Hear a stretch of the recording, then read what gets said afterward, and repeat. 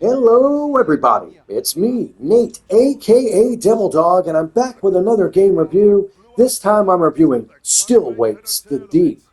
It was developed by the Chinese Room and published by Secret Mode and released on June 18th of 2024 on the PlayStation 5, the PC, Xbox Series X and S. What exactly is this title? It is basically a psychological horror first-person game that takes place on an oil rig in 1975. And after an unknown event which causes all kinds of people to die and the oil rig to be falling apart, you pretty much go around trying to find other people as help survivors and just get the hell off of the oil rig.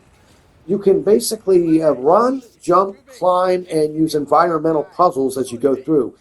Your standard issue stuff like, okay, fix this fuse in this box, use this crane arm, fix the elevator, use a fire extinguisher, put out a fire, move boxes out of your way, use your screwdriver to like open up areas that crawl through like vents and stuff. And one of the weird things about this game is, while it is a psychological horror game, to me it wasn't scary because I'm so used to playing games like this. But there is no combat mechanics in this. There's no fighting at all, no combat system. And naturally, as you progress through this, wacky and weird stuff happens, and monsters appear. And you can't fight the monsters. All you can really do is they have a really rudimentary stealth system in this, which has you basically hiding in lockers and stuff like that, just to avoid the monsters. And let me read you the synopsis they came up with this game.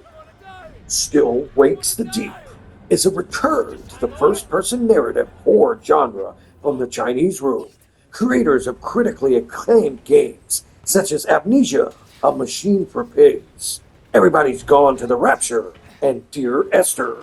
You are an offshore oil rig worker fighting for your life through a vicious storm, perilous surroundings, and the dark, freezing North Sea waters. All lines of communication have been severed, all exits are gone, and all that remains is to face an unknowable horror. That makes it sound way better than it actually is. Don't get me wrong. This is actually a really good game, and I loved it through its overall 6 hours length. So it's not that long of a game, but I did find myself really enjoying it. It had some pretty neat nail-biting moments, like when stuff was falling and you have to make a jump, a leap of faith. Other aspects when you first come around these creatures, they can be kind of unsettling, really kind of disturbing to realize, like, oh my God, what happened? They're deep sea drilling, and their drill hits something it shouldn't, and it releases this weird ass creature, and basically starts mutating the people. And as you play through this, it's rather scripted. There's lots of scripted sequences, especially with the monsters. Some of them are quick, some are a little bit longer, and it does get repetitive. It does happen a little bit too much. I wish that maybe it would have been less monsters, because the first start of the game, first 5 minutes or so are boring because you're walking around talking to people, getting yelled at by your boss. But then when the oil rig starts malfunctioning and stuff starts falling apart, it gets really, really exciting. And then as you go along, trying to meet up with survivors and saving them and figuring out how to get off this oil rig, I find some of the monster parts were cool. But, honestly, for me, I'm so used to stuff like this, it didn't really bother me. I thought it was very well done. The voice acting is top notch. You got these people, I think they're from Scotland on here, and they do a great job.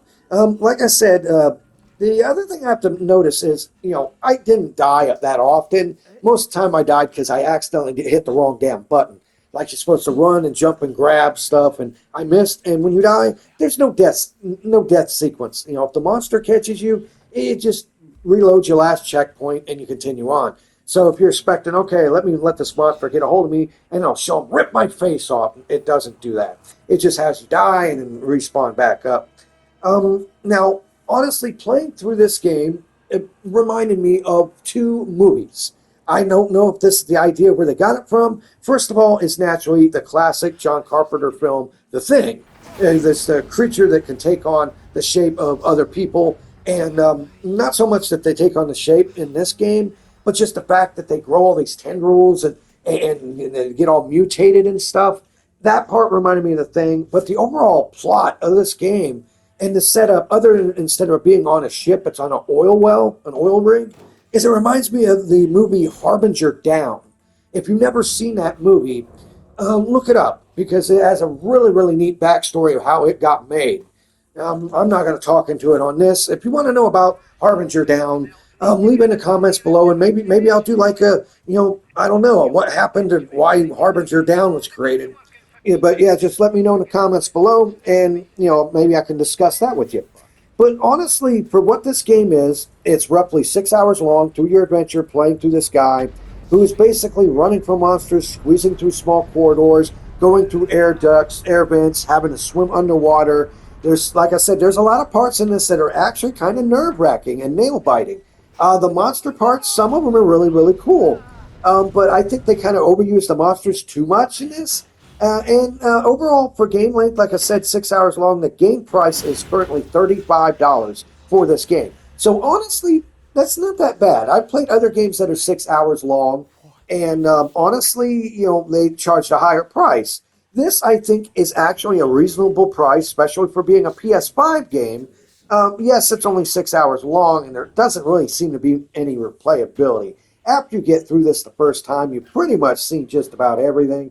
It is very linear. It doesn't have any places that are really explorable. It leads you down a set path. It's very scripted to where you may see like other paths, but it's designed to where you can't use those paths. You have to stay on the one that they've designed to progress the story as you go through. There's some parts where you do some backtracking, of course, as things progress and the oil rig falls even more disarray and more people die and stuff. You do some backtracking.